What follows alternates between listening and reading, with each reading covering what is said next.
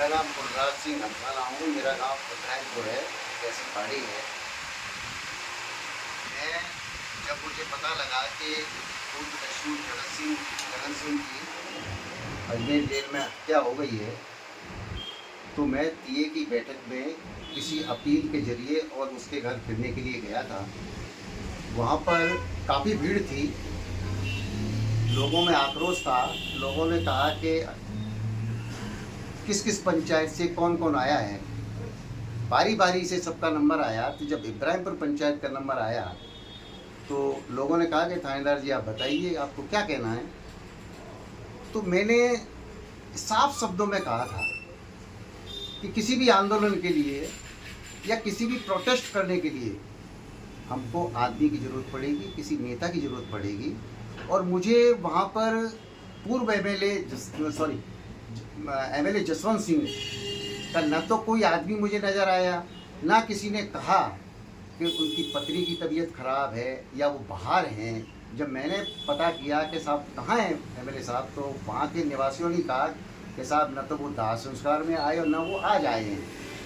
तो मैंने अपनी अंतरात्मा की आवाज़ से उनसे ये कहा कि भाई हमें किसी नेता की ज़रूरत है और विधायक हमारा है, तो क्यों आज वो नहीं आए हैं। ये सही है कि मैंने कहा था कि 40 साल से, लेकिन अब मैं वो 40 साल नहीं, ये 1977 से हम गिरवी रखे हुए हैं। उस समय हम बाड़ी में 10वीं क्लास में पढ़ते थे। नेता सालिग्राम जी थे, बहुत अच्छे आदमी थे। हम उनको दिन रात बाड़ी में ही देखते थे। लोगों की वो इतनी मदद करते थे, अनपढ़ होते थे लेकिन वो अपने साथ चल देते थे। हम उनको ये मान के चलते थे वो बाड़ी के ही रहने वाले हैं। अच्छा व्यवहार था उनका, हमने उनकी पूरी मदद की, समाज ने उनकी तो सब समाज ने ही मदद की। उसके बाद में ये सरकार आ गई, ये सरकार बीजेपी से आए, पहली बार लड़े, चुनाव जीत गए। लगातार ये 4 चुनाव फिर हारे। उसके बाद अब ये चुनाव जीते। इनका जीतना भी कोई जीतना नहीं है, ये किसी व्यक्ति विशेष का विरोध था, वो विरोध इनको जिता ले गया। अब मैंने ये कहा कि अगर हम गिरवी रखे हैं तो आज उनको यहाँ होना चाहिए था। अगर वो आगे चलेंगे तो हम आगे चलेंगे, अगर वो आगे नहीं चलेंगे तो हम नहीं चलेंगे।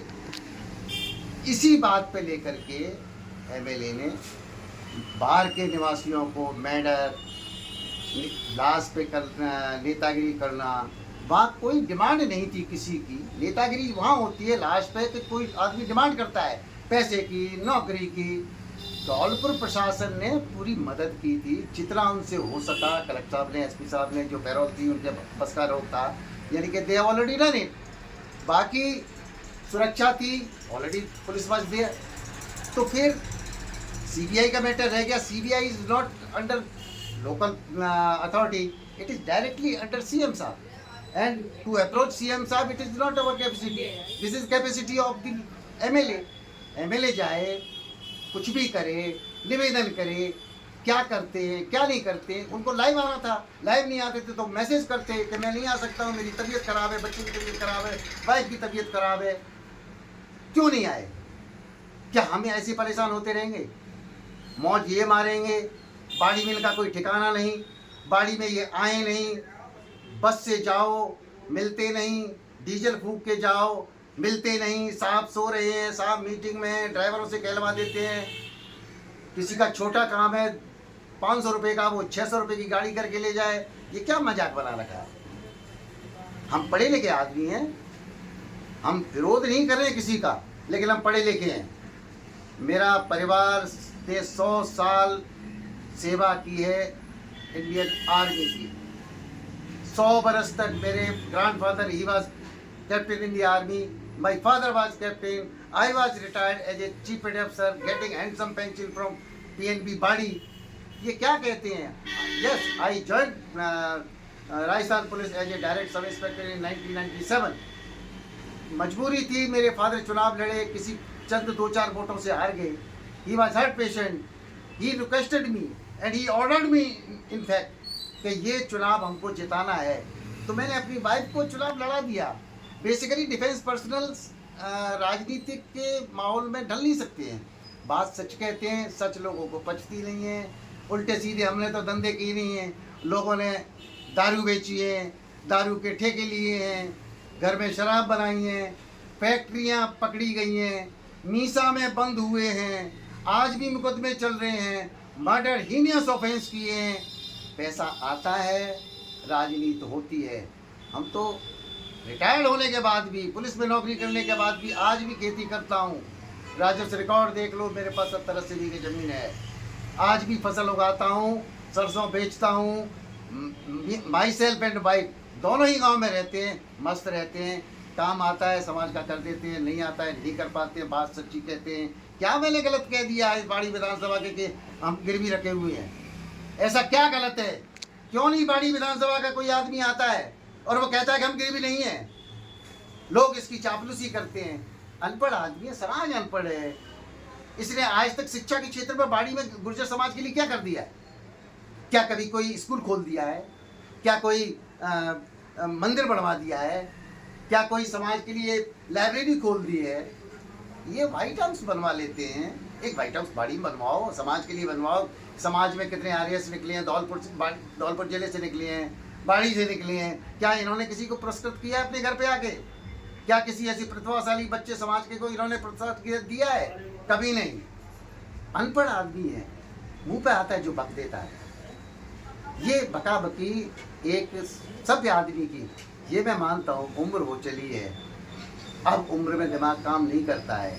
लोग इसके कान भरते हैं। विरोधी हमारे भी हैं, पंचायत में विरोधी हैं, वो विरोधी इसके कान भरते हैं। मैंने आज तक अपने माँ और बाप के सिवा किसी के पैर नहीं छुए। कोई ये साबित कर दे कि कुलराज सिंह ने किसी के पैर छुए, नहीं। मर सकता हूँ लेकिन किसी के पैर नहीं छू सकता, क्योंकि कानून से बना हुआ आदमी हूँ, कानून के हिसाब से काम करता हूँ। एसएचओ रहा हूँ, बहुत से थानों पर एसएचओ रहा हूँ, मुझे पता है लीगल क्या है, इलीगल क्या है। मैं गलत काम नहीं करता हूँ, न गलत का प्रोत्साहन देता हूँ, न मैं गुंडों का साथ देता हूँ। जगन सिंह की ठीक है, वो अपराधी था, जेल गया, भाई अपराधी है, जेल गए, मर्डर हो गया, गलत हुआ। ये समाज के लिए थोड़ी गलत पच नहीं रही थी बात। मैं भी पहुंचा, मैं भी तो समाज से हूँ। ये कोई अलग समाज से है? ये कहता बाड़ी में कोई नेता नहीं है। क्यों नहीं नेता है बाड़ी में? बाड़ी में बोलते नहीं है, इस तरह की नेतागिरी नहीं कर सकते हम बाड़ी वाले। इसको मैं तो आज भी फिर कहता हूँ, ये एक अतिक्रमणकारी व्यक्ति है, हमें इसको यहाँ से पलायन करके भेजना ही पड़ेगा। अगर नहीं भेजे तो ये दर पीढ़ी दर हमारे बच्चे जो पढ़ लिख रहे हैं और इनके बच्चे जो अनपढ़ भी हैं, इन्होंने कौन सी कॉलेज तोड़ी है मुझे बताया तो सही। अरे अच्छी अच्छी बड़ी बड़ी गाड़ियों में घूमना, इन्होंने कौन सी सरसों बेची है भाई? मैं 75 से जानता हूँ इनको। किस दोस्त के साथ धोखा नहीं दिया? इनका घनिष्ठ मित्र थे आसाराम जी, जिनकी असामयिक मृत्यु हो गई। उनकी पत्नी इन पे तगादा करती है, उसका बेटा जाता है, उसको जलील करते हैं। क्यों नहीं उसके हिसाब करते? लोगों के पैसे नहीं दिए। तामोटी गांव से 1-2 गाड़ियां जिनके चुनाव के आज तक पैसे लटके हैं, देते नहीं है, हप कर देता है।